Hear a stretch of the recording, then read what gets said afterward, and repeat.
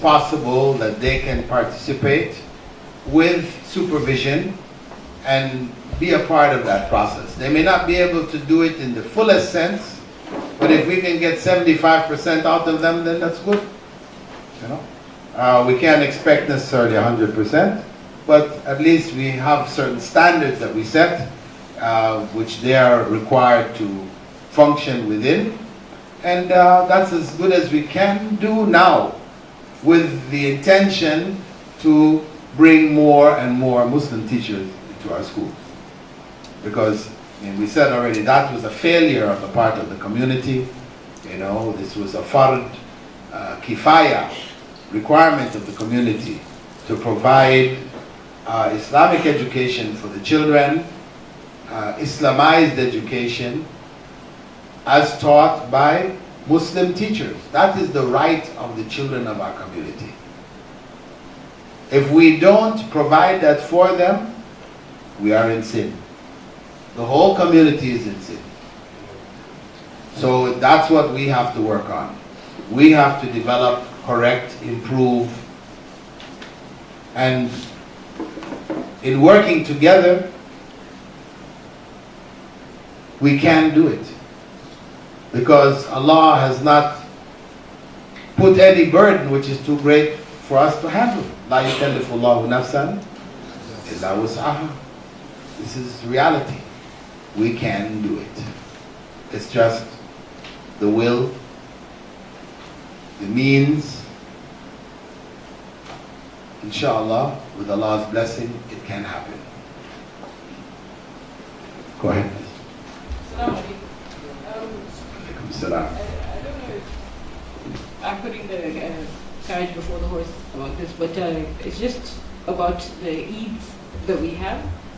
But it is known, of course, in Islam that we're supposed to have only 2 Eids, but we have, you know, celebrations like Independence Day celebrations, you know, and I'm just wondering, is there a good way of integrating these celebrations that we have so that we promote patriotism, or do we just leave them since we're adding another Eid, or what is the best approach to it? The law of the country. If the law of the country allows you to not celebrate it, then it's better not to celebrate it. If you are required by law to celebrate it, then you try to keep it on a low level, and also you try to bring out whatever positive elements that you can from it. You know, let it be some moral messages and lessons there. We don't want to promote Nigerian nationalism, because we know this was something hated by the Prophet ﷺ, and he spoke against it. Man da'a ila al-asabiyya falaysa minna. Whoever calls to tribalism, nationalism is not of us, you know. So we know that it has to be from another perspective. So that's what I would suggest, and it will vary according to the needs and the necessities of the circumstance. Go ahead. Assalamu alaikum. Actually, I think more effort should be put into this Islamization of knowledge and education as well. Because in Nigeria here, we have seen even the consequences, as we have some sects coming up with an idea that even the knowledge is like what the secular system we're operating is prohibited, that this is haram, and in fact it costs the nation, the society, huge amounts of money and even pains. So I think if this concept has been there, it seems it wouldn't have been like this, as somebody will not look the education system as if it's not even part of Islam, and as for him, he won't even join the system. I think again that's something I would like to listen. In our society, we see in most cases, we see we the Muslims taking our children to the Christian schools. But you hardly see a Christian child in our own school. So all this issue, I think by the time more effort and more preparation are made, I think there could be some kind of solution. that will come out of this. Inshallah. School, putting them in just in prison schools, and not vice versa. If our Muslim schools were the best in the country, the top graduates came from our schools, believe me, they would be lining up at our doors. But because our standard is so low, it's so low that even our own fellow Muslims don't want to put their children in our schools. Then who are we to blame but ourselves? This is the bottom line. We have to raise the standard because excellence is, a part of the deen. The Prophet ﷺ had said, "Inna Allah yuhibbu min ahadikum idha amila amalan an yutqina." Allah loves from each and every one of you if whenever you do anything, you do it to the best of your ability. So the best, itqan, perfection, this is from the deen, part of the faith. But we have neglected it and we are now settling for anything, second best, etc. But as I said, still, in the end, the greatest prize that we give the students should be for moral behavior.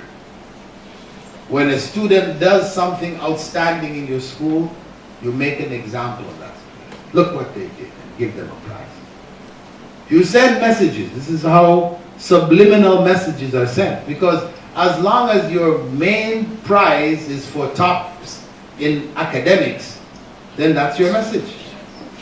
Get those top marks by any means necessary. And for students, cheating is the quickest and easiest way. But when the biggest prize is for moral excellence, then you're sending a very powerful message to them. Give a prize for academics too, but let it be second. Not the big one. So, inshallah, I think we're going to take our break here now for lunch and be back. You want to inform them? Right?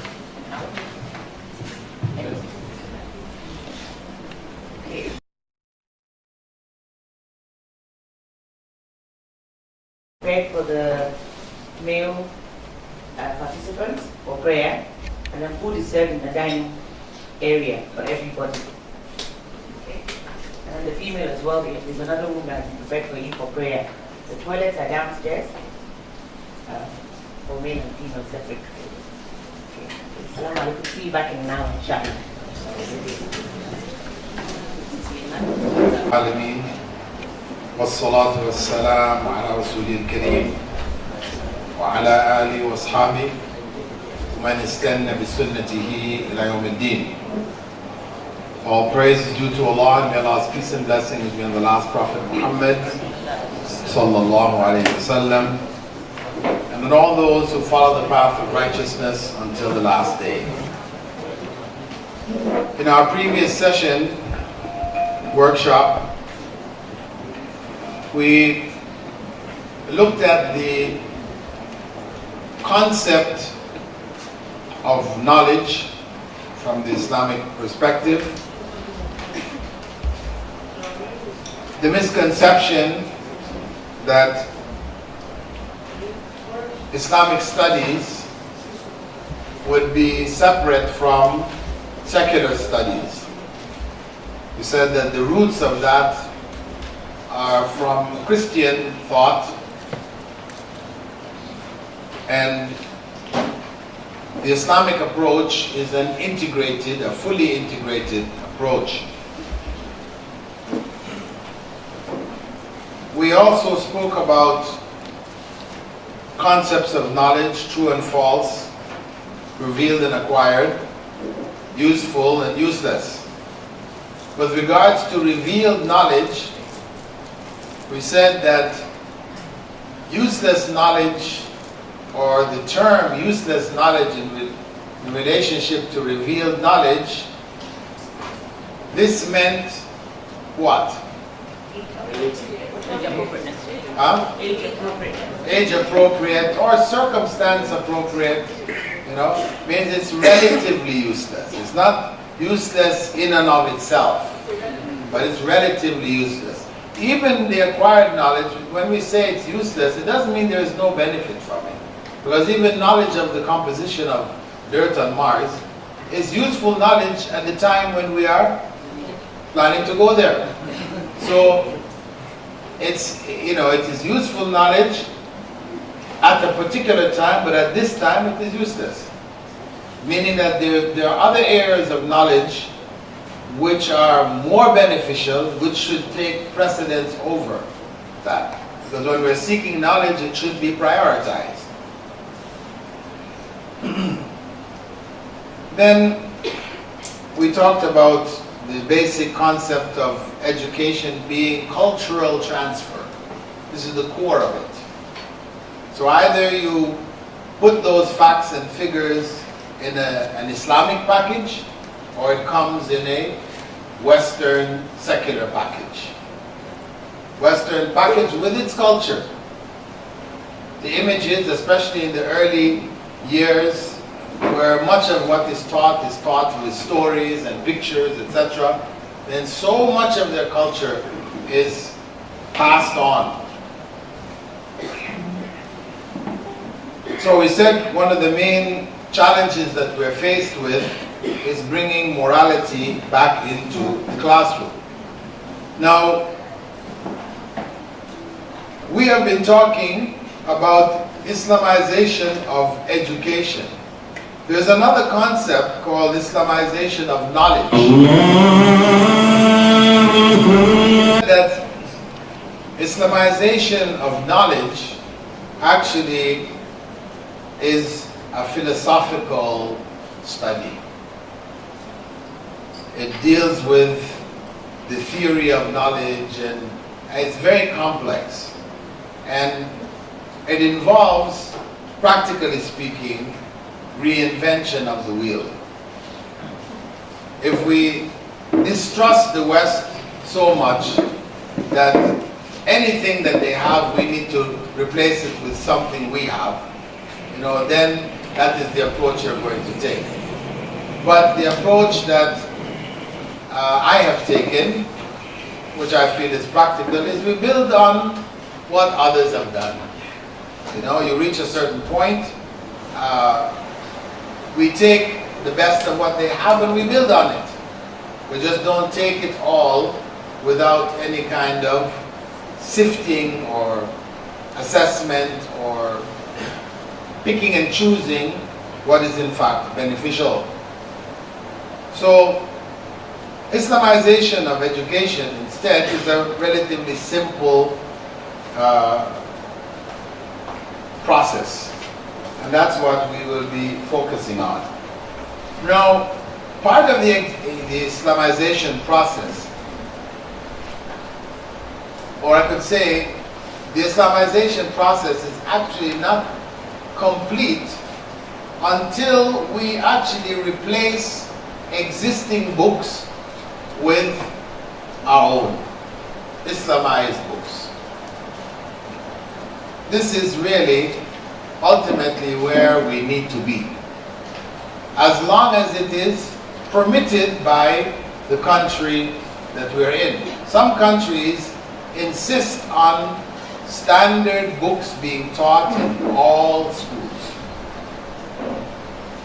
Some countries insist on it. You have no choice. The government has set a curriculum, everybody has to follow that curriculum. I ran into that in India,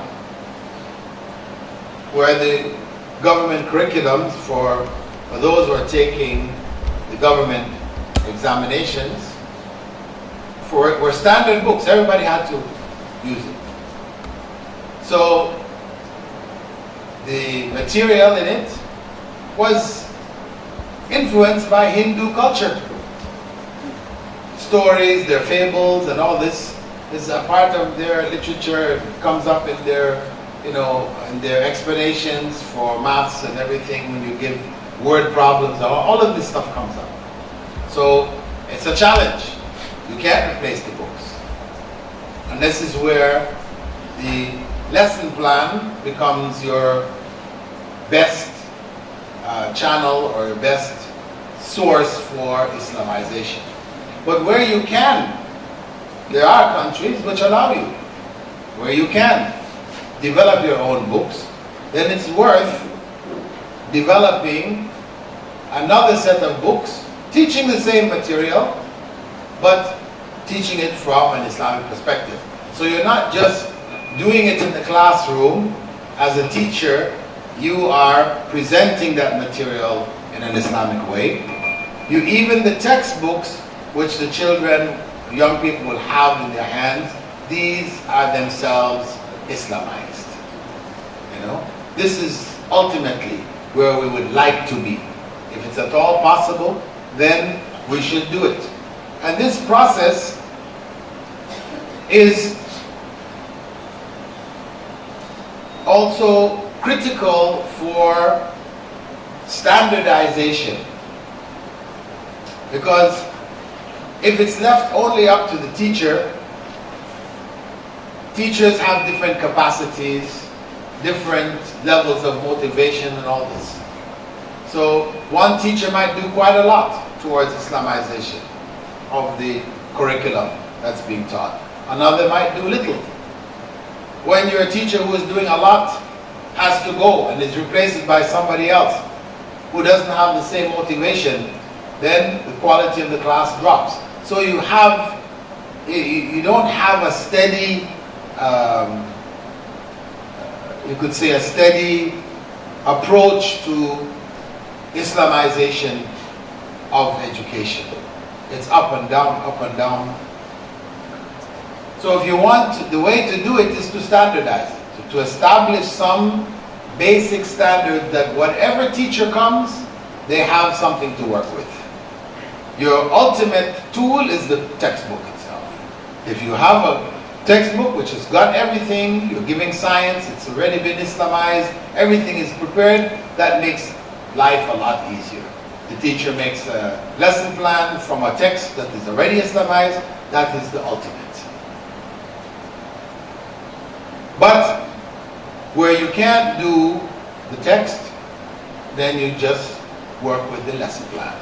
Now, if you are able to do both the lesson plan and the text, then I suggest that obviously the process by which you set up your lesson plan should be itself structured.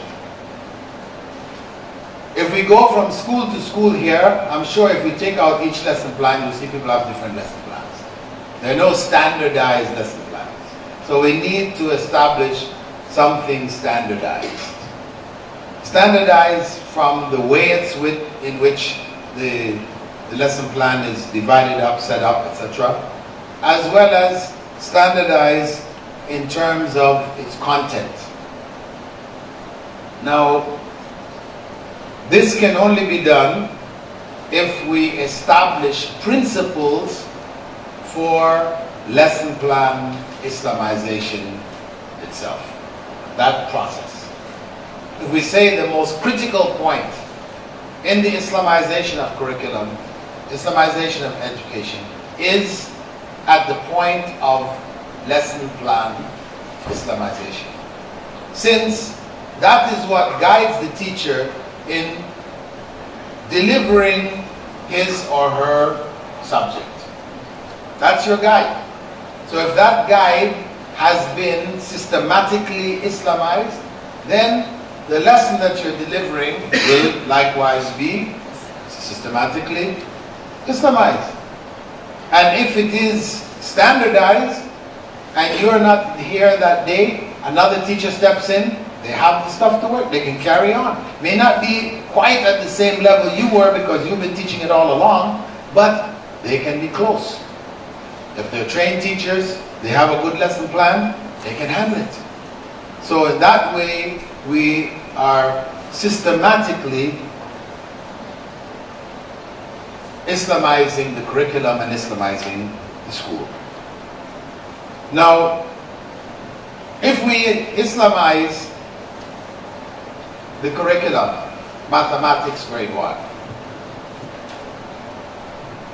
you have 2 or 3 classes, different teachers, Islamize, according to principles, their curriculum. You have other schools, say the network of schools here, who agree to do likewise. Then, at the end of the coming year, all of the grade 1 mathematics teachers meet and they share their lesson plans. And from those lesson plans, they create a master lesson plan, which has the best that everybody had come up with for each lesson, all the way through the whole year. Now you have something solid. This is what I'm proposing. This is why I insisted from the very beginning that this workshop be for all the schools. Not just one school, but for all the schools. Because this project, ultimately, to be of maximum benefit, needs to be shared by a number of schools. So, if that master lesson plan is created after 1 year of operation, you're near the end of the school year now, right? So what we're talking about is next year. Next year this time, at the end of the school year, you meet.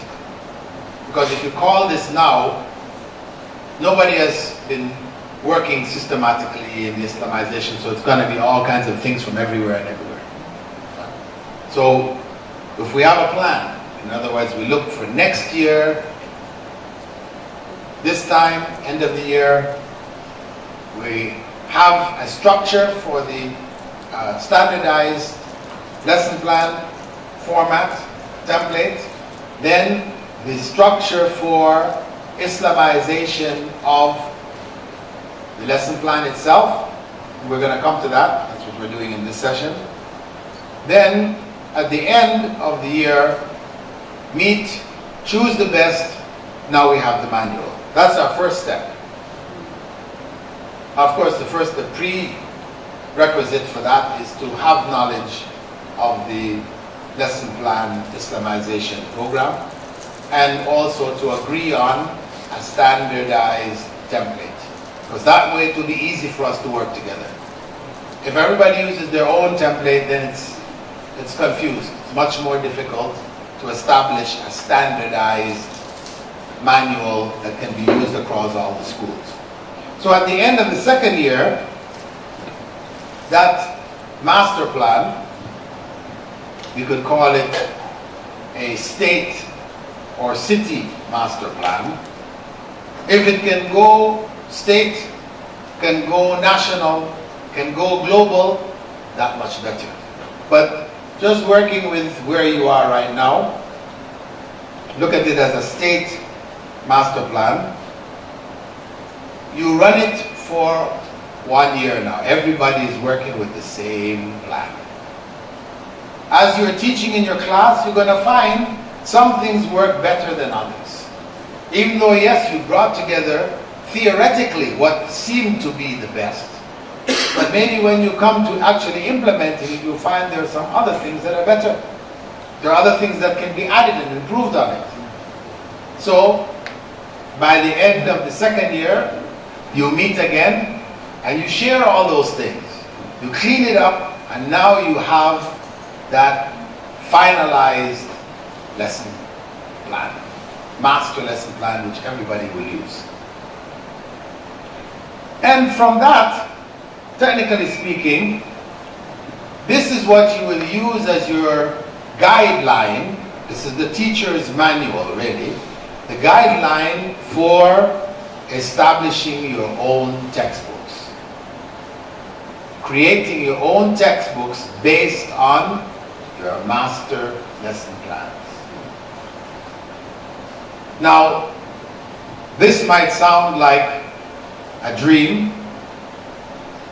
Let me tell you that in Ghana, in Kumasi, Brother Abdul Nasir, who attended some of my workshops like 5 years ago in the UK,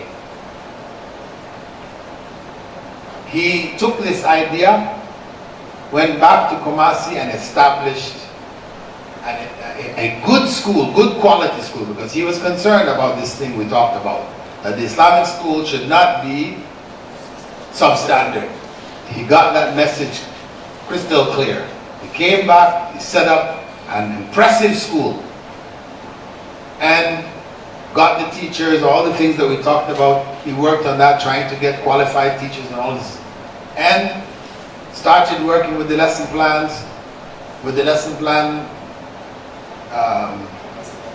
template and concepts.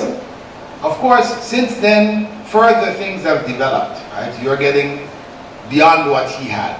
But what he worked with, Islamization of the material, adding the moral principles in it, he did that 1 year, 2 year, 3rd year, he made his textbooks.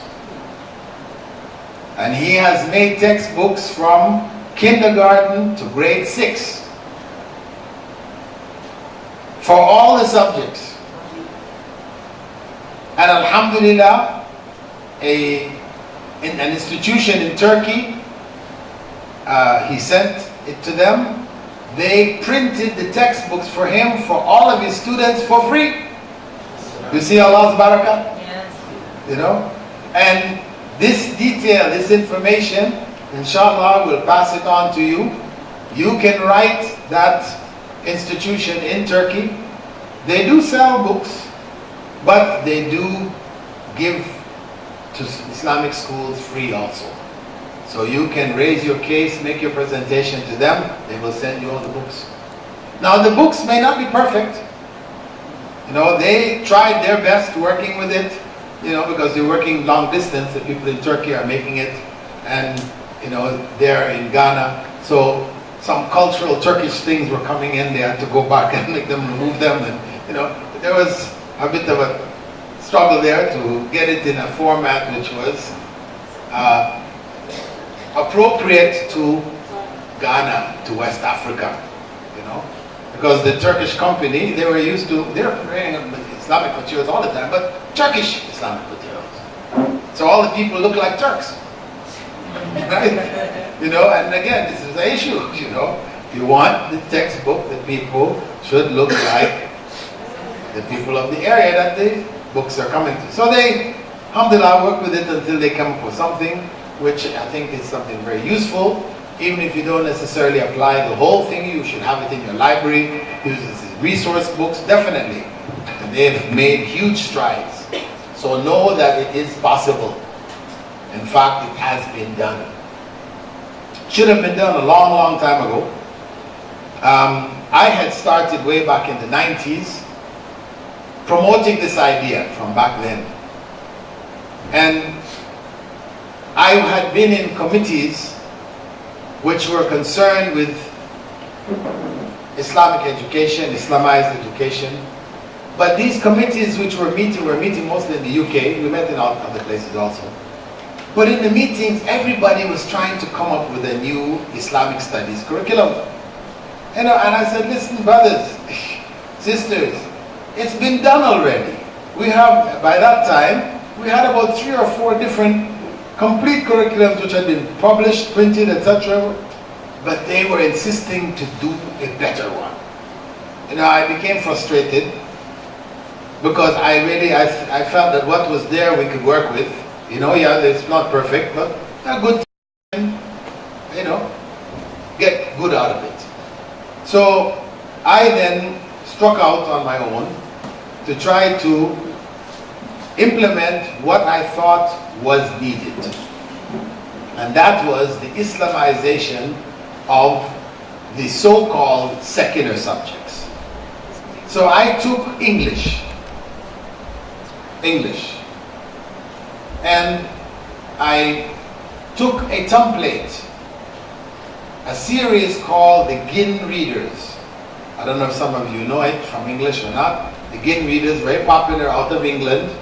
I had seen it being used in Saudi Arabia in schools which I taught in. It was the most popular series. So I took that series and I said, I will make an Islamic version of this. So I got an early childhood expert, and we started with the books from kindergarten up to grade 3. This was a series of 56 books we produced in 3 years.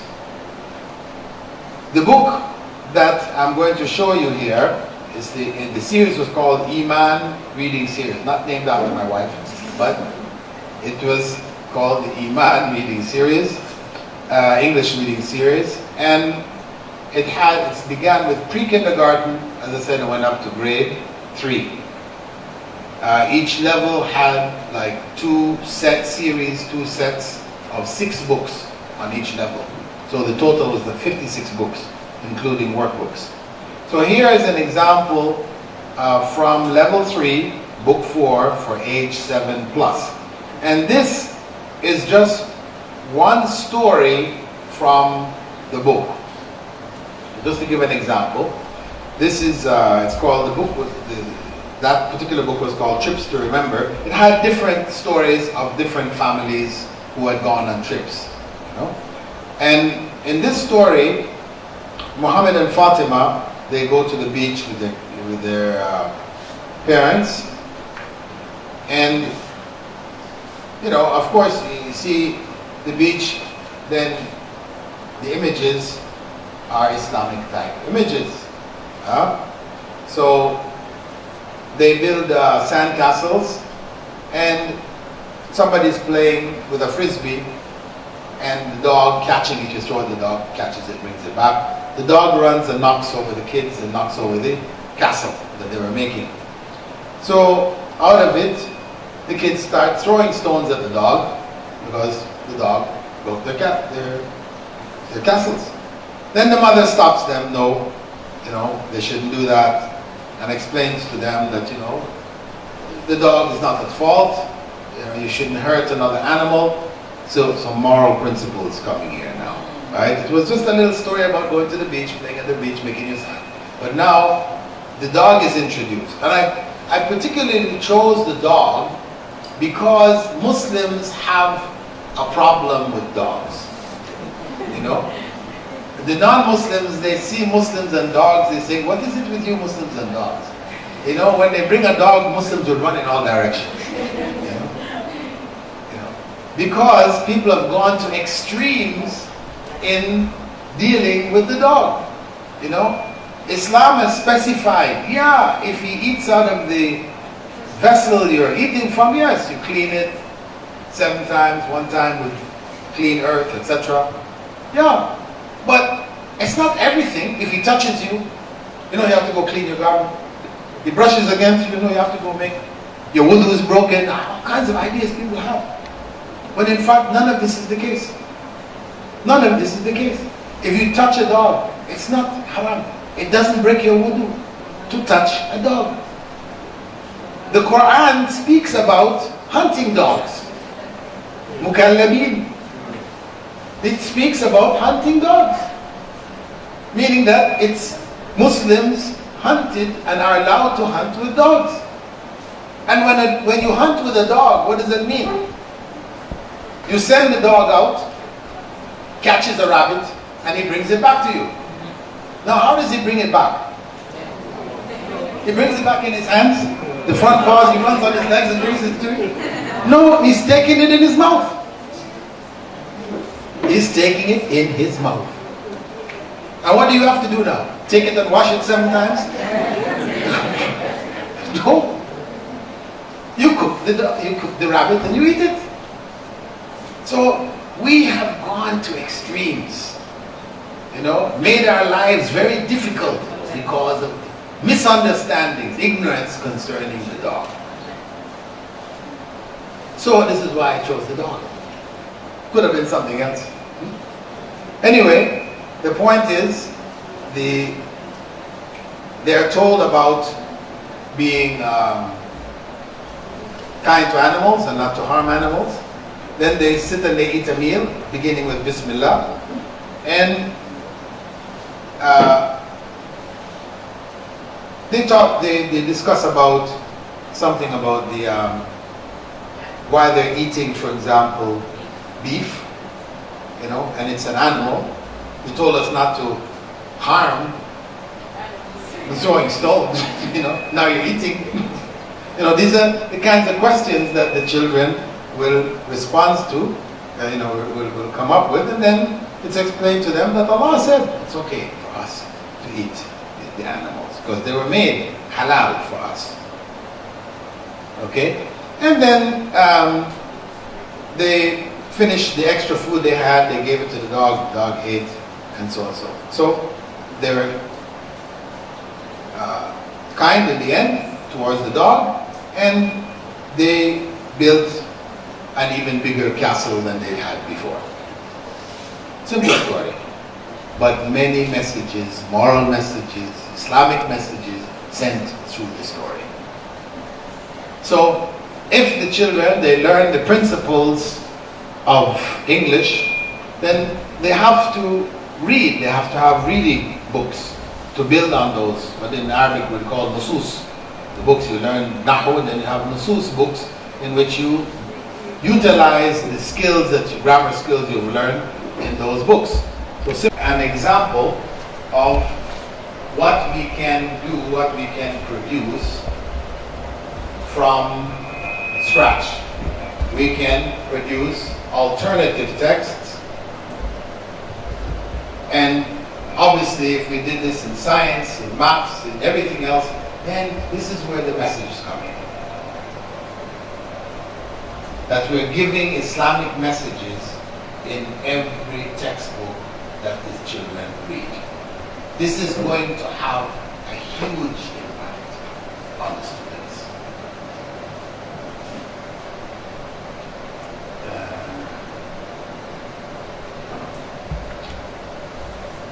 Sorry, pressed the wrong thing here.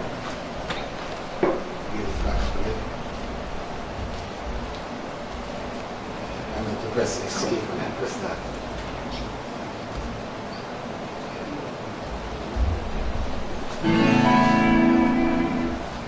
Let's go to the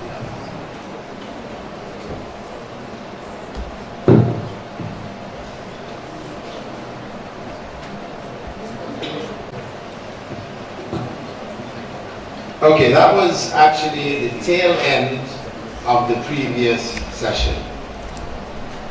The third session we're entering now, the principles of lesson plan Islamization. I have identified 5 basic principles. If these principles are implemented, you have an Islamized lesson plan, guaranteed. And it's not necessary to implement every one of the 5. 4 out of the 5, 3 out of the 5 may be all that you're actually able to do because of the material that you're dealing with. 1 of the 5 you cannot do without. But the other 4 are you try to do as much of them as possible. So the idea is to incorporate these principles in each and every lesson plan. The first principle relates to the classroom environment. As they say, one picture is equal to 1,000 words. In our classrooms, we are putting images, pictures in the classroom. So we need to be very specific about these images. Right now, we just find a nice picture, we stick it on the wall.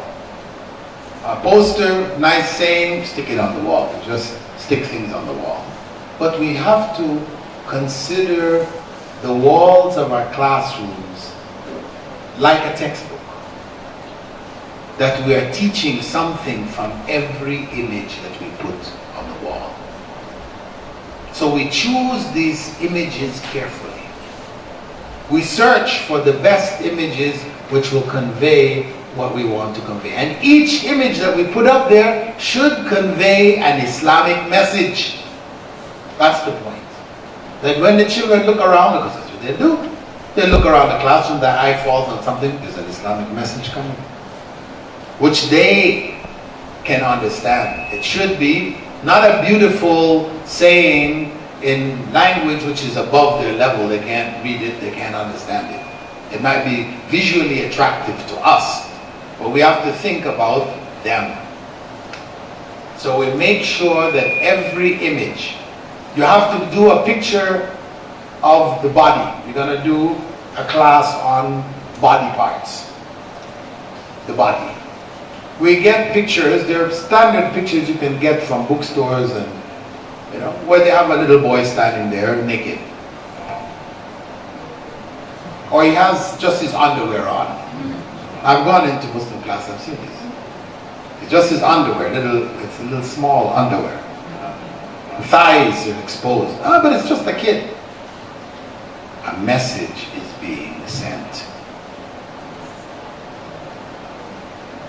A message is being sent. Because we are supposed to teach the kids that between the navel and the knee, as a boy, should be covered, shouldn't be exposed. That's your aura. So that picture on the wall is violating Islamic principles. You are teaching the children that it's okay to show your thighs. But it's only a 5-year-old kid. It's not the point. You know, these things we need to teach the children from they're young. We have a tendency to dress our children, especially the girls and that. We'll dress them in very short dresses and tight leotard spandex. But they're only little kids. Don't they look cute? You are sending bad messages. The girls grow up wearing tight clothes. When they reach puberty, you want them to wear loose clothes. They don't like it. Doesn't feel comfortable. They're used to wearing tight clothes. Modern fashion is tight clothes. Western fashion is expose the aura. Islamic fashion is cover the aura. Opposite. So it's better. I'm not saying you have to cover the kid up in a jilbab and niqab and, you know, she's only 3 years old. Okay, I'm not saying we don't go to one extreme or the other. We try to find the balance. Find that balanced point. But she wears whatever little garments you put on her, they are loose. So she's comfortable in loose clothing. So when she gets to be 13, time of puberty 14, she's used to wearing loose clothing. If somebody even suggested to her to wear tight, she'd not feel comfortable. It feels uncomfortable. She's not going to like it. That's what you want. So these are messages we send. So that is your classroom environment. Every class that you teach, you put up some posters which are relative to the class that you're teaching. There are some standard posters that you have around the classroom. Maybe you change them because you're working on a thematic approach. Every month you have a different theme which is shared by the school, all the classes, so you change those every month. But think about it, that the walls of your classroom are like a book.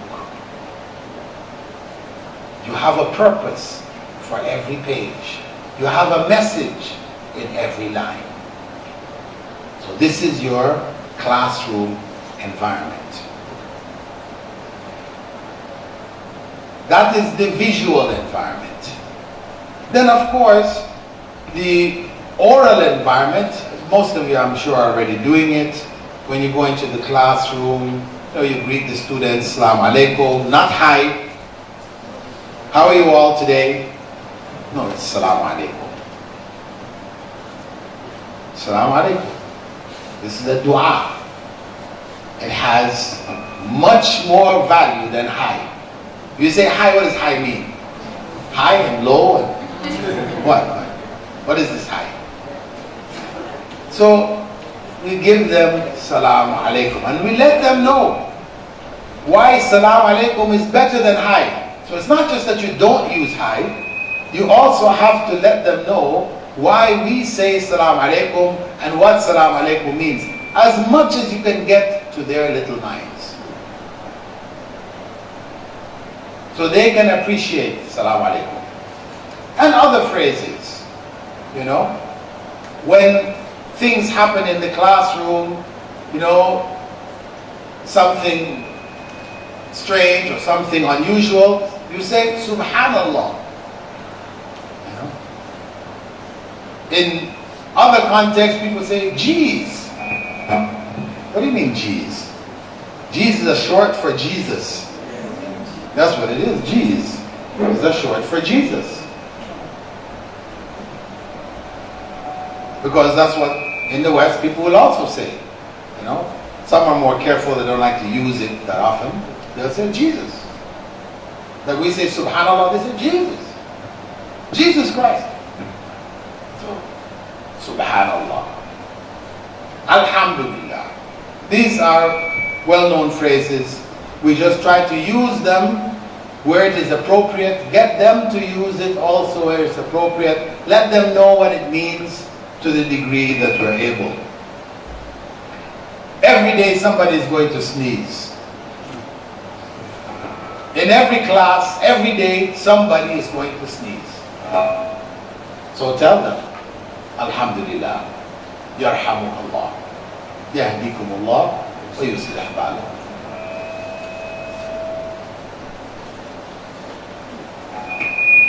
The physical environment, favoring the right. We know this is from the Sunnah. To favor the right. Who's organized this sound thing? I think it's, where is the person who did the set up the sound? It's squeaking though. Well, I think it's going red. The battery is going. Okay, so the physical environment, favoring the right. The kids are coming in the classroom, let the one on the right go in first. Right?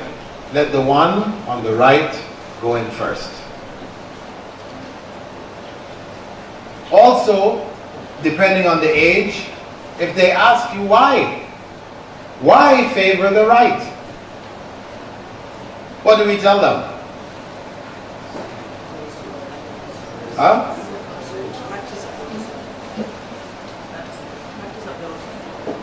It was the practice of the Prophet ﷺ to favor right. This was his way. If the kids are older and they now want to know more about this favoring the right, then it is possible for us to give them additional information about the right. On the Day of Judgment, those who are going to paradise receive their books in which hand? The right hand. So it's a reminder about the Day of Judgment. Be focused. The visual we spoke about already, and the objective of all of this is to create an Islamic cultural atmosphere in the classroom itself. We should do the same in our homes. You know, as we do it in the classroom, we should do the same in our homes. So in terms of your resources, because you're going to need help in getting material, the Islamic art teacher should be a good help. In some schools, they don't even have an Islamic art teacher, because the general attitude towards art is that it's haram. But in fact, there is a lot of leeway and room in education, especially for children, in the use of art. And in any case, if you're not using figures, then art is wide open. And it is a part of Islamic culture to have developed things and designed things in artistic ways. It is perfectly legitimate. And children who have artistic leanings, etc., we should favor it and direct it in a good direction, rather than saying haram. We should know and stay within the bounds. If Prophet Muhammad ﷺ allowed Aisha to have dolls, to have a horse with wings, he allowed Aisha to do so. Who are you to stop your children from having dolls or images, etc., and using them? Unless you think you're better than Rasulullah ﷺ. So, where there is leeway, the Prophet ﷺ has himself allowed this, then we should not restrict and make life difficult for our children. Because part of making learning fun, enjoying the learning, it's going to involve for them, to a large degree, some form of art, images, pictures, stories, etc. And the other major resource we call Sheikh Google. Alhamdulillah, it makes life a lot easier than in the days 20 years ago. There was no Google. Going to find images was a huge challenge. The second principle is that of Islamic historical relevance. The idea here is to connect the students with history, with Islamic history. What is being taught in the educational circles globally is Western history. So the students will graduate from schools, they will know Einstein, they will know Newton, they will know all those Western names. But if you mention Al-Biruni, you say, what? Is that some kind of noodles or spaghetti? Biruni, spaghetti sounds good. Al-Haythami. Haythami? Is that a drink? Can you drink on the market? They have no idea who are these people. And these were masters in their fields in science, in producing a lot of what is being done in Western science today is built on what they developed. So they should know these names. I'm not saying don't know Newton or don't know Einstein, but know Biruni and Haythami, Ibn Sina, know these people. So this is important because then the young person feels that Muslims have contributed. You cannot go to any field without finding that Muslims have contributed in this field, one way or another. Even the computer. Even the computer, there are Muslim scientists, mathematicians, who laid the foundation for the modern day computer. Most people don't know that, have no idea. So, it's important. This is Hassan ibn al-Haytham. He is known in the West as Al-Hazan. From Al-Hassan, he became Al-Hazan. He was a pioneering scientific thinker who made important contributions to the understanding of vision, optics, and light. So you're teaching a class optics, they should know Al-Hassan ibn al-Haytham. You can see the picture in the middle, it's all written in Arabic, he's describing the eyes. Those are two eyes there and a nose in the middle, if you couldn't figure it out.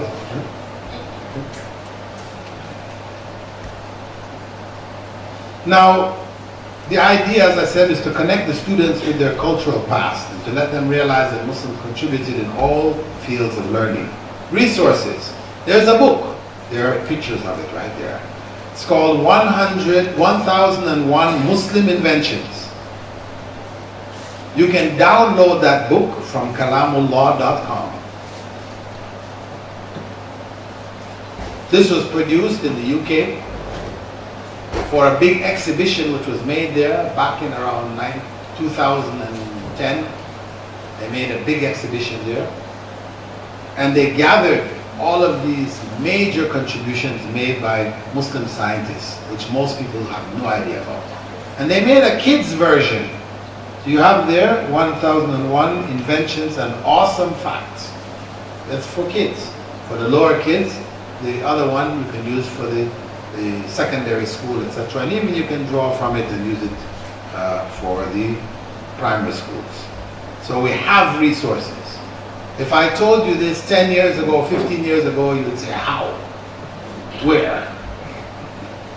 Now it's at the fingertips. You can have it by just clicking on the internet, kalamullah.com, 1001 Inventions, and there's the book. Download the book. This book, hard copy, should be in the library, every Muslim school library. Multiple copies, that all the teachers can go and take from it and benefit. Of course, the other source, the other source of material, I mean, can be through Google. You can do further research to expand if you're doing other topics which are more complex, you know. Simple facts, for example, like the inventor of the fuel for rocket ships, which took the first man to the moon, was an Egyptian scientist. He is the one who developed it. They brought him to America, gave him American citizenship, but he was a Muslim scientist from Egypt. And the top heart surgeon in the world, known Majdi there in London, Muslim physician. So, like this, even in modern times, there are many who have contributed and are outstanding in their various fields. We can collect that kind of information and utilize it in our classes. The third principle is a relevant Quranic verse. For example, you're doing a class on water, Maraj al-Bahrayni al-Taqiyan. He released the two seas so that they meet with a barrier between them which neither can cross. Surah Rahman, there is that barrier, you can see it. Or you're dealing with the body, you have the verse about Allah creating and proportioning the fingertips of every human being. So no two fingerprints are the same. But when we're going to use the Quranic verses, we should use the appropriate verse. It's not just any verse. What has become a standard practice in Muslim events, gatherings, etc., we have somebody read the Quran to start. He will pick a verse and he reads so many verses, whatever. People are sitting there and nobody understands what he's read. The translation is not even given.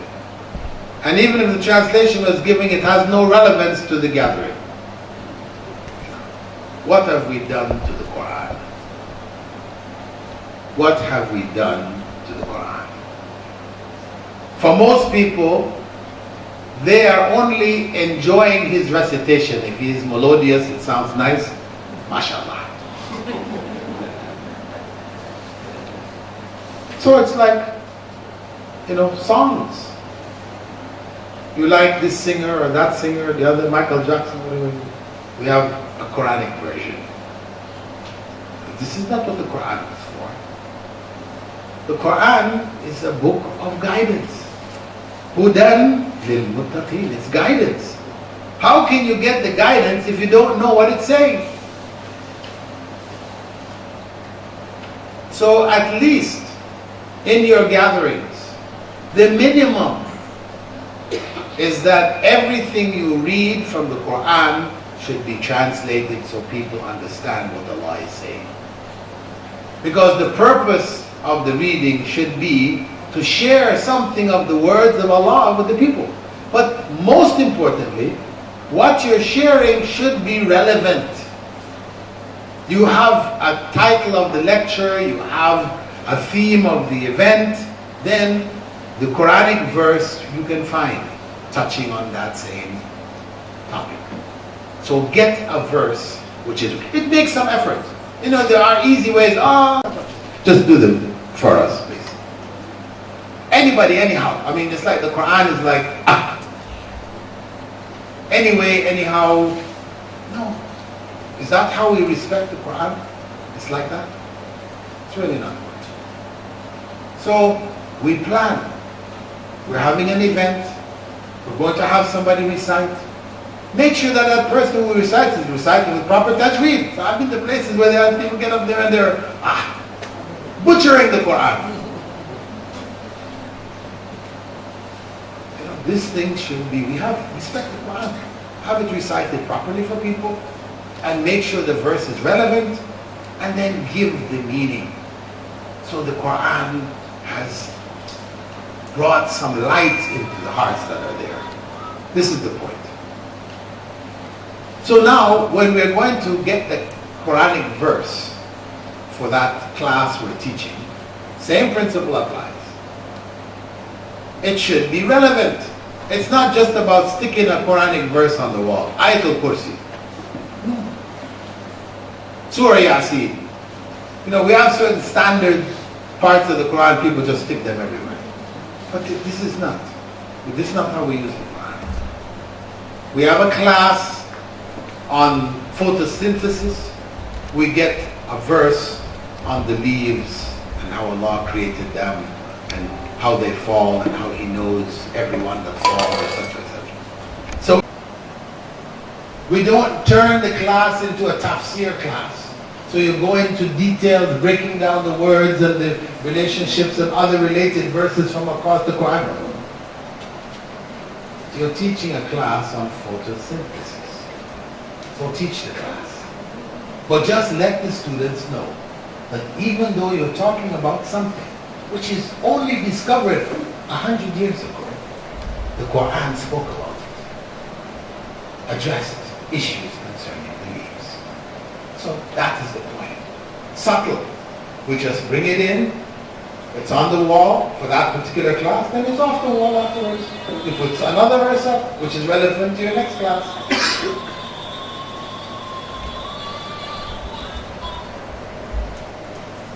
In English, to find the verses, there is an English concordance of the Quran printed in Pakistan.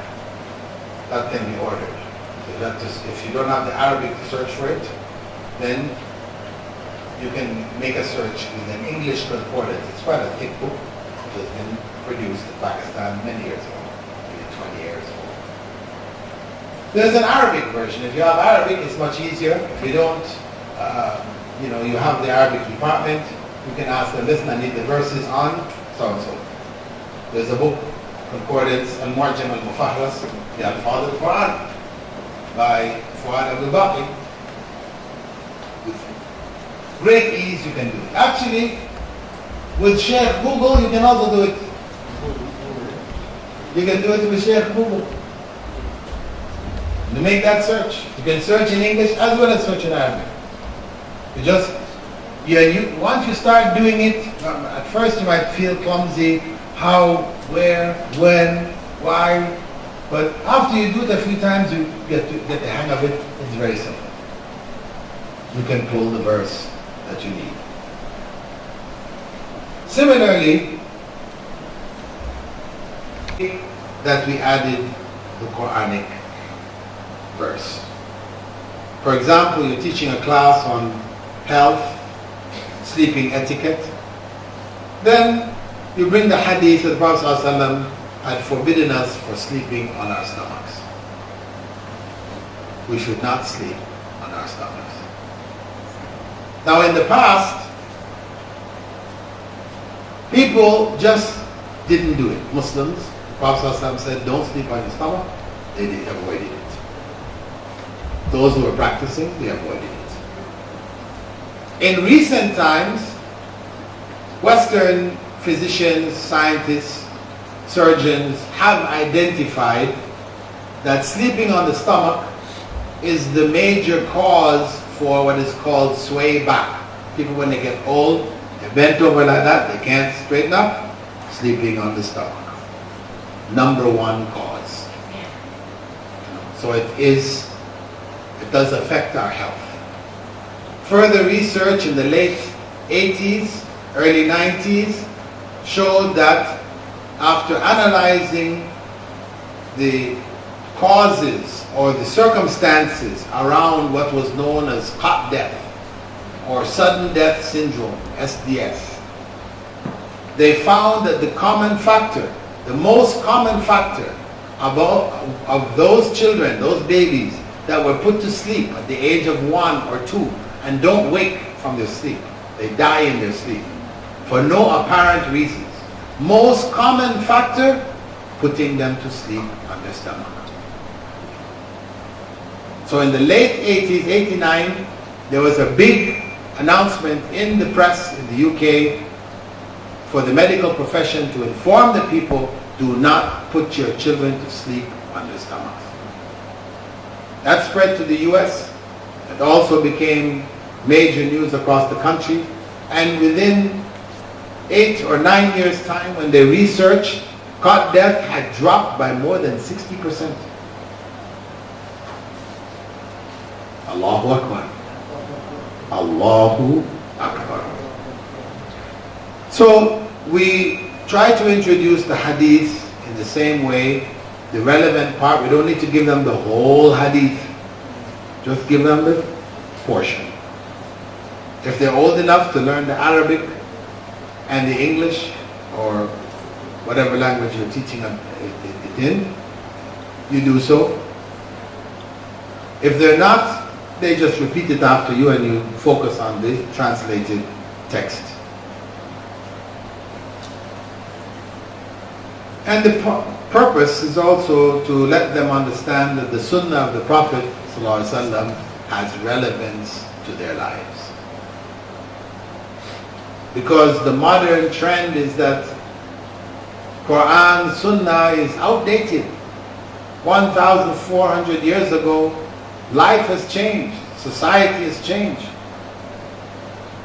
It needs to be modernized. This is the kind of talk that we hear from the modernists.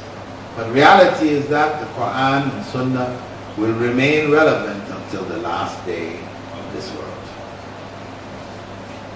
We have a book, Al-Mu'jam al-Mufahras li Alfaz al-Hadith, in Arabic, which you can help research relevant hadiths. And of course, Sheikh Google, the shortcut. If you don't know Arabic, etc., you can find it through there. The last principle, the fifth principle, is the moral message. This is the one which, if you're not able to get any other principle in your class, in your lesson plan, you make sure you get the moral principle, because that is the core. We said it's about bringing morality back into the classroom. So it means the moral principle should not be missed at any cost. But now when you're going to teach the moral principle, you don't make it a separate entity. You know, you have a piece of your class, you know, where you stop the class and say, okay kids, we're going to learn a moral principle now. No. You want to weave it into the class so it is something they don't feel like they're being preached to. You work it into the class and the classroom. So that moral message, based on the fact that the Prophet ﷺ had said that he was only sent to teach humankind the highest of moral character. The idea is that we try to give the students the moral message which is appropriate to their age. Because there's some things you're going to tell a grade 10, grade 11, 12, but you're not going to say to grade 1, 2, 3. The issues of a 7-year-old and 8-year-old is different than the issues of a 15, 16-year-old. They have some shared issues, yes, you can give to anyone, but then there's some which are more specific to the younger ones, to the elder ones. So you need to know which ones are better. This is where your child psychologist, is very helpful.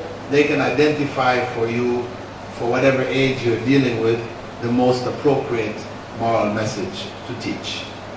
And there are books which have spoken about it, like this book, Can We Teach Children to Be Good? By Dr. Strahan. And of course, there's always Sheikh Google at the end of it all. Okay, so those represent the 5 principles. Again, the first was what? The classroom environment. Right? The second was historical relevance, relevant piece of information. A Muslim hero in whatever field. The third was Quranic verse. Fourth, hadith. And fifth, moral message. Inshallah. So, if these are applied, then you have an Islamized class without a shadow of a doubt. Every class you may not be able to apply all 5. You may not be able to find a historical figure. You may not be able to find a Quranic verse. It's not to say it doesn't exist, but you may not be able to find it. Same thing with the hadith. The first one is a lot easier. This is the environment, That's something ongoing, fairly easy to do. But if you can't get those others, just make sure you get that moral message. So, when you're dealing with the young people, you do it in stories. Or, certain behavioral things that are going on in the classroom, you correct them. It could be on the spot. You know what they're doing. So you're watching out for it, you catch it, and you correct it, but you correct it in such a way that all learn from it. So that is, inshallah, the basic 5. And tomorrow, inshallah, we will move on to practically Islamizing lesson plans. So each of you should bring some lesson plans for some subject, whatever that you're teaching, and let us go through it together. You can make an attempt yourself, which is good. Don't just bring it and expect everybody else to do it. You make an attempt yourself. You've got the principles and everything. You try yourself. Then you come and you give it as you originally had it, and then we look together to see how we can Islamize it. You can add what you found, what you're suggesting, and we all can do it together, inshallah. I know that those who teach mathematics, how many are mathematics teachers here? Put your hand up. 3, 4, 5, 6. Okay, mathematics teacher, usually when I do this kind of workshop, they always are the ones to ask me, okay sir, how do you Islamize, 2 plus 2 equals 4? We'd like to know that one. How do you Islamize 2 plus 2 equals 4? Where is the room to do any of this? Well, the kids that you're teaching 2 plus 2 equals 4 to, How do you teach them? You teach them with stories, word problems. So you teach them that Ahmed was given 2 naira by his mother. He went to play football with his friends, and 2 naira fell out of his pocket. He went home, couldn't find his 2 naira. He cried, and his mother gave him another 2 naira. Ahmed's friend, Muhammad, who was playing football, he saw the 2 naira. He picked up the 2 naira. But he took it to Ahmed's home, and he gave Ahmed his missing naira. How many nairas did Ahmed have? He now has 4. What have you told in that story? Honesty. Honesty. Because the children at that age, they go on the principle, finders, keepers, losers, weepers. Everybody knows that one, right? So you just broke that right there. He didn't keep it. He gave. And then what you add at the end of the story is that the mother also gave Muhammad 2 naira for being such a good boy. So you come on with how many messages there? In 2 plus 2 equals 4.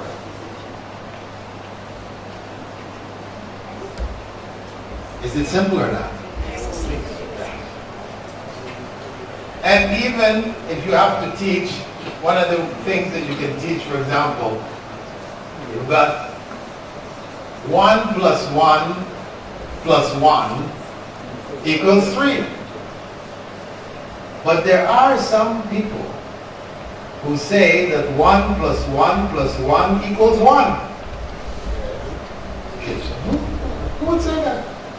Yes, there are people. Beware of them. 3 gods in 1.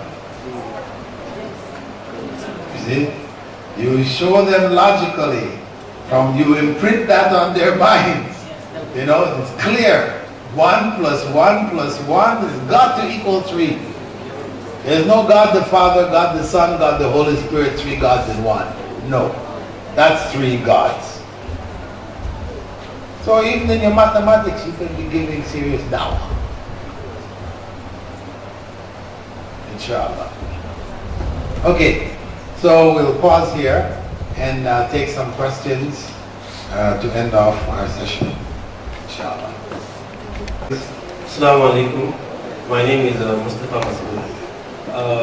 Of particular interest is this issue mentioned of trying to teach the kids the body parts. You know, you have a little child with boxers, shorts, and the rest of the aura is out there open. That's for primary. My own question affects the secondary school vis-a-vis the requirement for passing WAEC. I'll give a practical example. Our students start for external, the GCE, and part of the question had, there was this section of biology that's so much to do with reproductive health. And the teacher, who was a Christian, didn't teach that part because there were certain explicit things that were in the curriculum. So what happened for most of the kids, they failed that section. You know, so you have that challenge where the syllabus requires certain explicit explanations and diagrams and all that.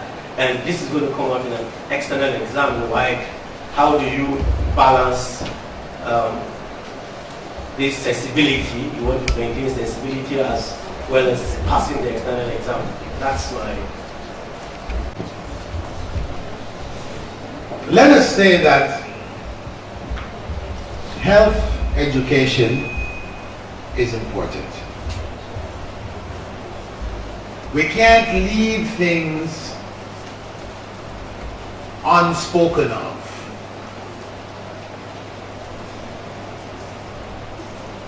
There are books that have been produced.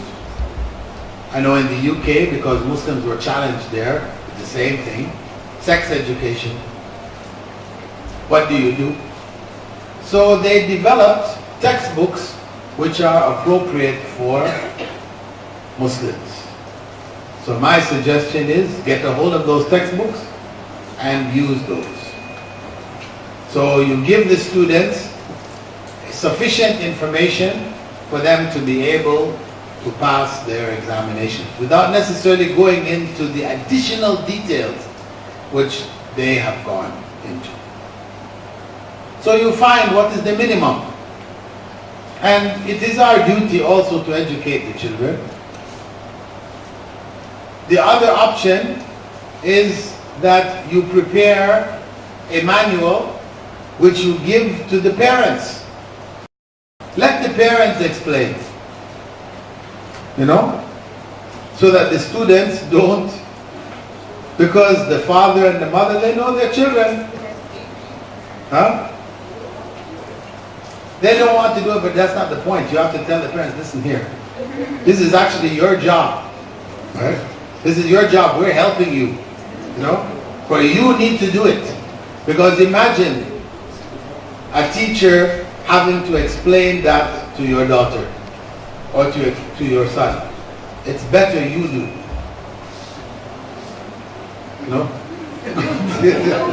Sister shaking her head. It's a boarding school. A boarding school? No, well, I mean, where you don't have access to parents, etc., then you do the best you can. As I said, you do the minimum, etc.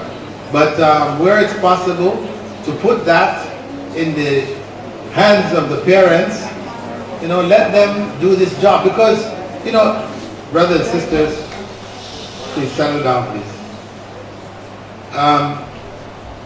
In a sense, parents are not doing their job with their children. Because when children go off to get married, the mother doesn't tell her anything. The father doesn't tell him anything. It's whatever he picked up, that is circulating on the grapevine, and whatever she heard, from this one or that one or the other one, and then, it can be calamity. And parents are at fault. It is the responsibility of the parents to prepare the young people before entering into the marriage, to pass on what they know, to help them transition into a new circumstance with knowledge. So it's not just a big shock and surprise and,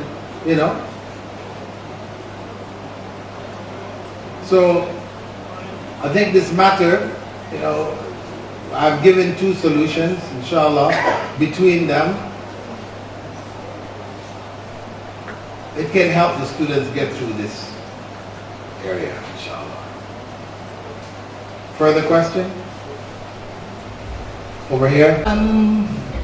My challenge is with regards to the issue of our young pupils. We have pupils in a purely Islamic environment, and they don't interact with non-Muslims within the environment. They spend the whole day there. So by the time they meet non-Muslims outside, maybe they might not know how to interact with them, because on our side, they're still young. We haven't taught them, we haven't gone into the issue of interaction with non-Muslims because of their age. They're just like 5 to 7 year olds. So the parents tend to blame the school in putting in, extremist ideas in their children's mind, with regards to interaction towards their interactions with non-Muslims.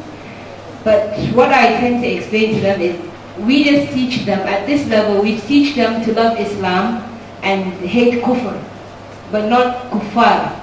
And to, you know, so it's for the parents to guide their children when they behave in a matter they feel is extremist. So are we doing wrong not to introduce the issue of mu'amalat with non-Muslims at this level, or we still have time to move?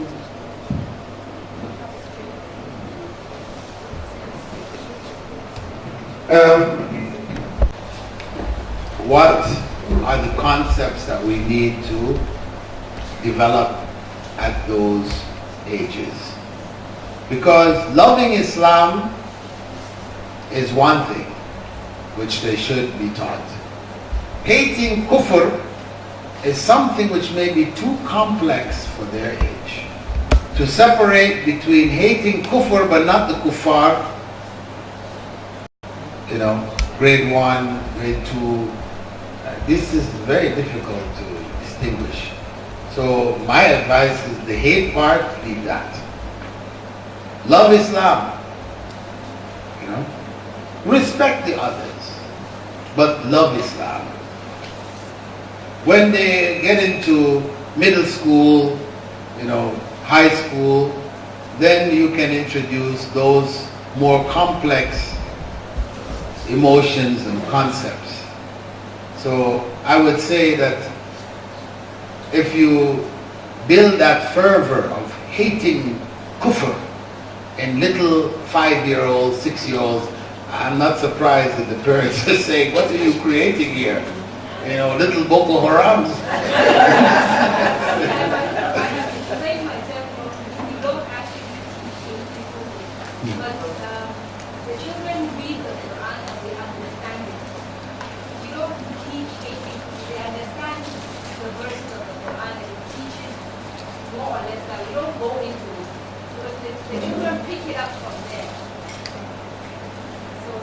Well, the point is that if you are introducing concepts from the Quran, then you need to give them the clarity to ensure that they don't go off in extremes.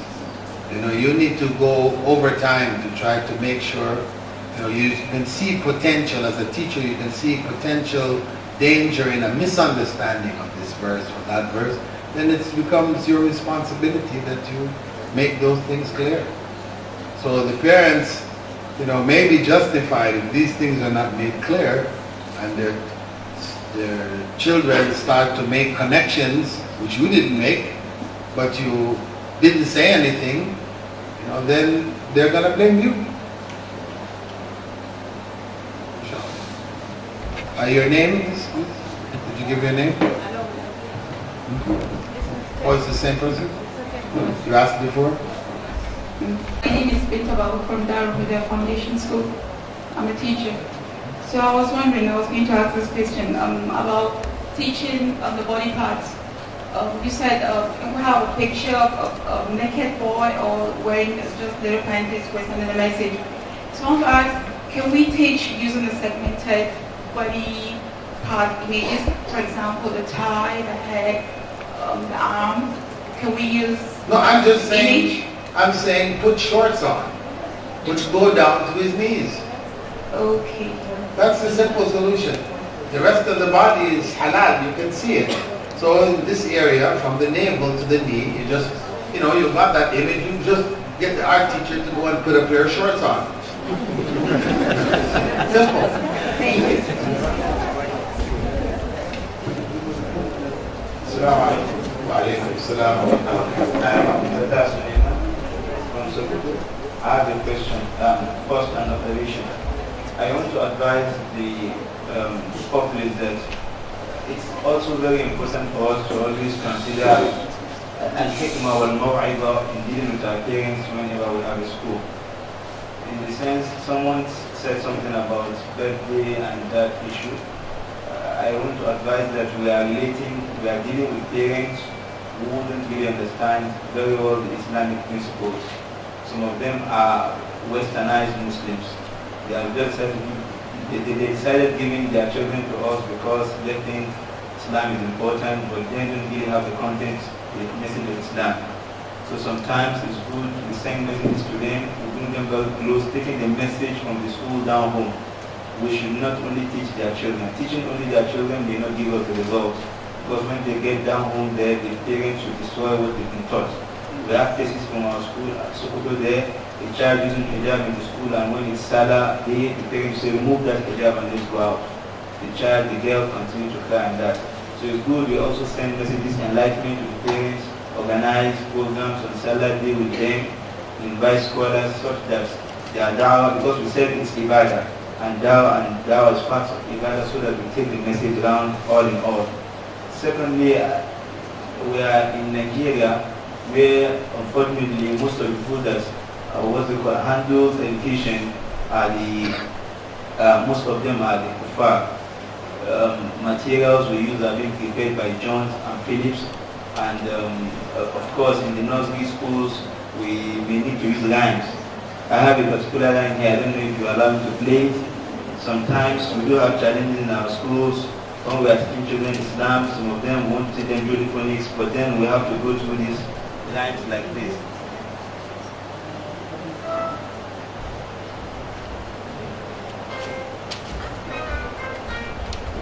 Bring your bat and bring your ball, but. Bring your bat and bring your ball to. Just an example, there are other poems to our rhymes that has some beatings and likes of that. I don't know what is the position of Doctor on that. Music in general, where we're using musical instruments, is that it's haram. There's no exception made for the children in this case. You know, musical instruments, the guitar, the piano, flute, all these instruments are haram. So we then need to develop alternatives. You know, there are anashid and things, and people have become now anashid artists who are producing. Some of them have gone into musical instruments too, so you have to leave them. But those that have remained with just the duff and the voice, or clapping or something like this is permissible. So you try to find among them, or if there are people well known here in Nigeria, you pay them. You have a series of rhymes, you pay them. Do these rhymes, produce the stuff, and you replace it. You know, bring your bat and bring your ball. I mean, we can do something else. Bring your prayer mat and bring your, you know, whatever. You know, we can, all this, we can replace it.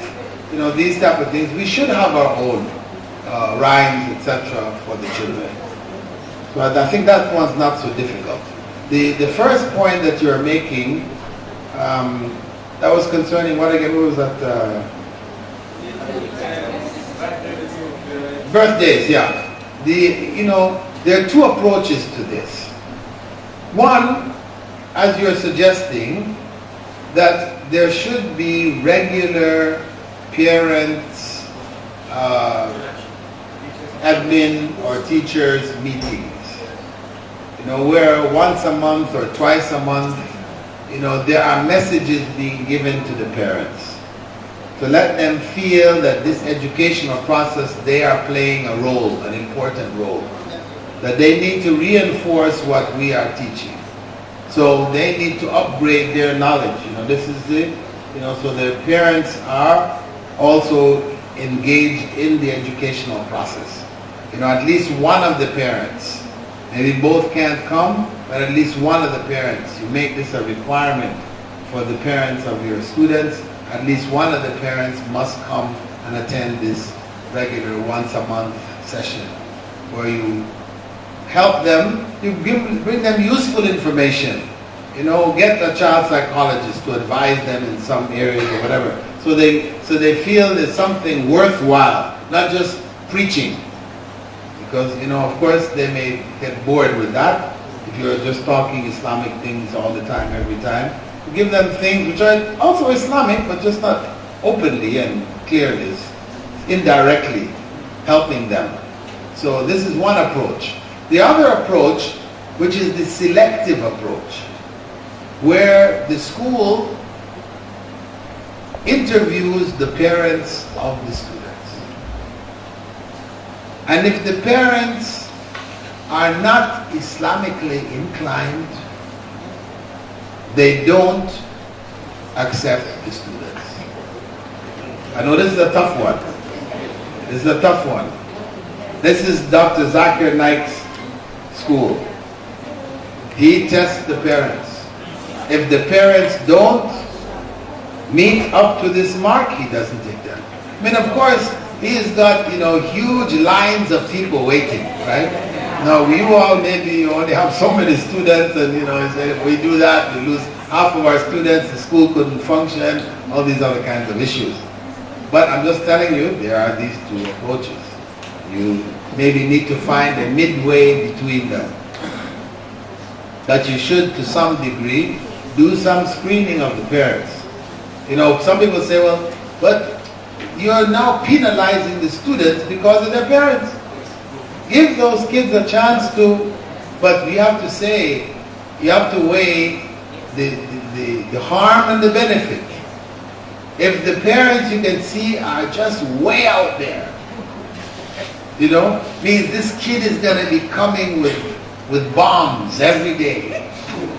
He's coming, your school is, suffering. The children are suffering. You have to say, hey, better we keep this one out and save our kids, the rest of the kids.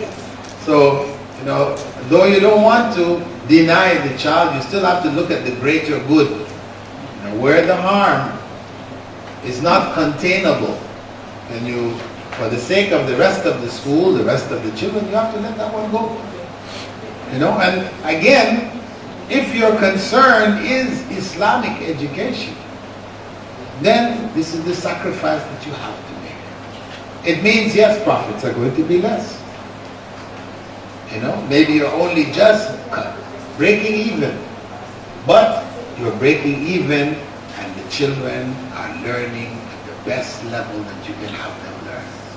That is far better than making nice profits, but we have these little time bombs in our school. Inshallah. Further question or comment? My name is Farida Ibrahim, and my question is basically with regards to the criteria with which Islamic schools should be evaluating themselves. It is not uncommon to see a child who has gone through nursery, primary, secondary education in Islamic schools who have no sense of Islamic adab, either in dressing, in the way they speak, in the way they think, in their thought process. It is extremely common in our society, and you find that in fact a lot of these schools that these children graduate from are supposedly some of the best Islamic schools that we have. And now my question is, Dr. Bilal, what is most important, what's the most important thing we as Islamic schools should be looking at? Is it academics? I mean, that's, when I say that, I mean when we're comparing ourselves to the strictly secular schools. Is it, it's the best school because the students are doing very well in academics, or should there be a difference in the criteria for evaluation simply because it is an Islamic school? And as you said, what is important to us is not strictly academic, because I've seen this severally. These are students who are supposedly went through an Islamic education, but there is no Islamic adab. More of a comment rather than a question. Right? You're commenting on a reality a reality about which I spoke as we touched a number of the principles. When we said that the highest reward in the school should be for moral excellence. And we make a big thing of it. You know, so-and-so did this, and we're giving them a prize for it. So children will compete for that. They will want to get a similar prize, you know, to do some good. They will compete with each other in doing good. So, yes, I agree that this should be our greatest concern. But we should not make that now a justification for poor academics. That's the point. That we should, since we're doing this thing systematically, you know, we have a clear plan. It's not about financial gain. Then our academics should be at the highest. It should be up there. Because we have trained teachers, but the problem is if we don't have trained teachers, if we don't have the necessary components for a proper school, and we're just running a school, we call it an Islamic school, but yes, they're singing Islamic nursery rhymes, and they dress nicely, and all these other kinds of things. Even when they leave, they look dressed Islamically, and so, salam alaikum, everything is, but academically they're nowhere. Then that administration, that school has done a disservice to those children, those young people. Because we want them to be excellent in all aspects. We want it to be holistic. You know, the educational process is a holistic process. So as they're excellent in morals, they're excellent in academics. They pay attention. They respect their teachers. They respect their fellow students. They don't use bad words. You know, they speak in a nice way. They are people who make you proud, make your school proud. We're proud to say so-and-so graduated from our school. That's what we want. Because they are Islamically and academically at the peak. And this is something doable.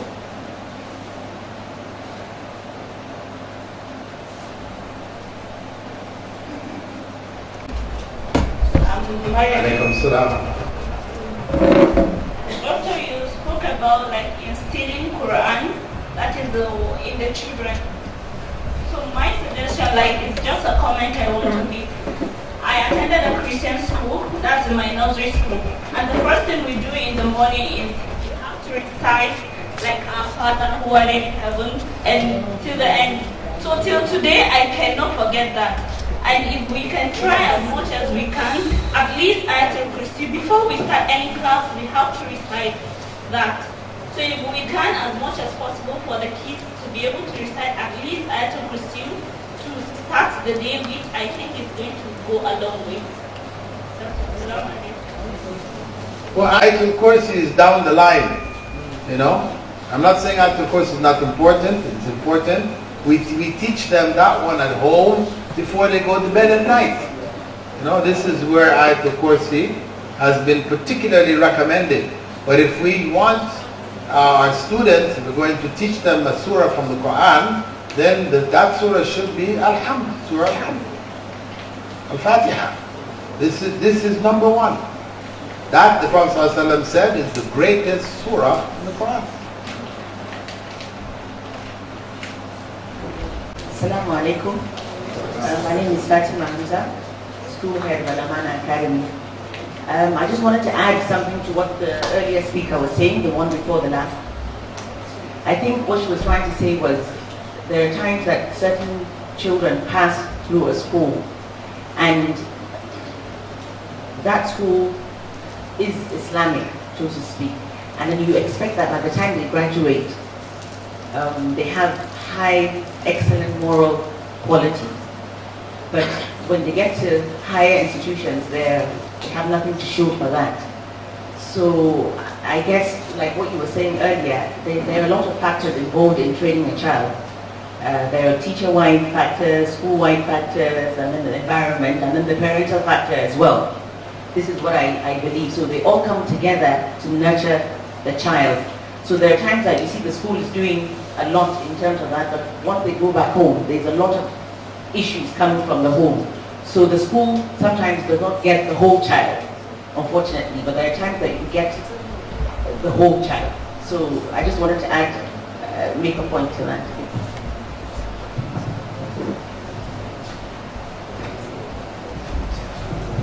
Assalamu alaikum wa rahmatullah. Madam, is another comment. Alhamdulillah, a lot has been said from the Sheikh and from the floor. May Allah reward everybody abundantly. From what I've heard today, I've got to know that there's a lot of challenges before the Muslim Ummah around the globe. A lot of challenges indeed. We've been talking about Islamization of education. From what we are saying, we have certain impediments, especially from the comment of my job here, my neighbor, that there are certain things that you do, and if you stick to certain, issues that happen with Islam, when you come to the national examinations, still there are things that students cannot go into because of what you've done. This, of course, to me will lead to a struggle from the Islamic Ummah on how to bring about policies that will allow the Muslims to have exams that are in line with Islam or in line with their religion. And we can only do that when we bring up an Ummah that will go to the National Assembly and do so. This means that we have a lot to cover. If you have students, there is a need for awareness to the students on the challenges on ground. Most of the policies that we have on ground, the policies that we follow, are not policies initiated by Islam or Muslims. And they go against, the Islamic practice. You cannot practice certain things because of these policies. And these policies can be subject to change based on participation. If Muslims participate in this certain things, they can change them to suit their original people. And if they don't, others will be there to do so for them. So I think there's a lot on us, and we need to plan for that in the years coming up. Assalamu alaikum. We need to focus on what we can do now. The later stages we work towards, we keep them in sight. I'm not saying forget them, but what we can do now, let us do. There are other schools like you around the world that I've spoken to, given lectures to, and they have committed themselves, their administrators, their principals, have committed themselves to working towards this goal. At least we try to do this much. We have part-time or partial solutions which will deal with the issue of sex education. But this issue of Islamization of education, this is primary. This is most primary. And we need to establish this. I've given a timeline. Next year, by the end of next year, we should be preparing our first standardized lesson plan manuals for the teachers here in Kaduna. And those that have come from other states to work with us. It is important that representatives create the network from now. We have a network online already, which is global. We have a website in which we are encouraging schools to upload material which could possibly help you in your own preparation, etc.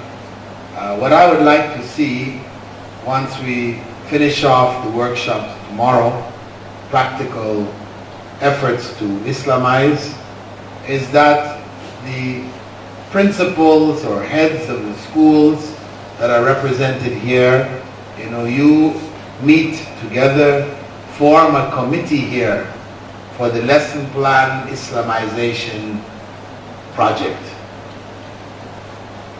And you will need to assign people in each of your schools who are responsible to supervise, to follow up, make sure that the teachers do it. And you also, as proprietors and founders of schools, you also, knowing that you are now asking the teachers to do more than they were doing before, you are now obligated to pay them more. Right?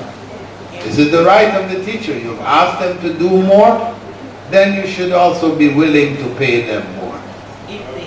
If they do more. Yeah. It's conditional. Not just paying more just for the sake of paying more, but that's why we have supervision, to ensure that people are doing what they have been instructed to do, what they're committed to do.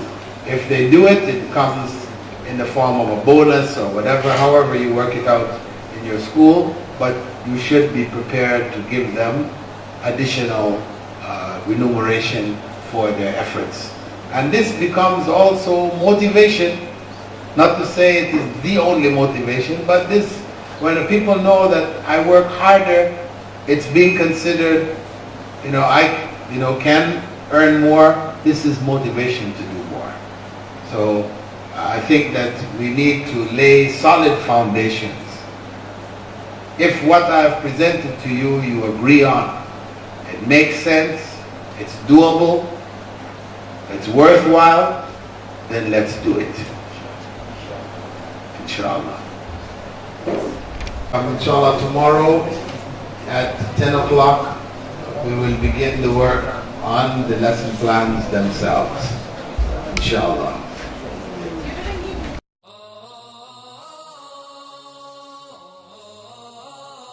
Seeking knowledge, an obligation made easy. Thought about studying for a long time? Tuition fees keeping you from actually starting? Islamic Online University has led a revolution in online learning. The world's first tuition-free degree, BA in Islamic Studies. Access the knowledge, any place, anytime, anywhere. It just doesn't get any easier than that. Classes, texts, assignments, completely online. Set your own schedule for the semester. No overseas travel required for the exams. Subjects taught by qualified English-speaking scholars. Weekly live sessions and virtual classrooms. With curricula based on those in Al Medina University in Saudi Arabia, Al Azhar University in Cairo, and other reputable institutions around the world. Why wait any longer? You pay just a symbolic registration fee and are ready to begin the adventure of higher education. The most diverse student body of any university in the world. 130,000 plus registered students from 217 countries. Log in to the website for more details. www.islamiconlineuniversity.com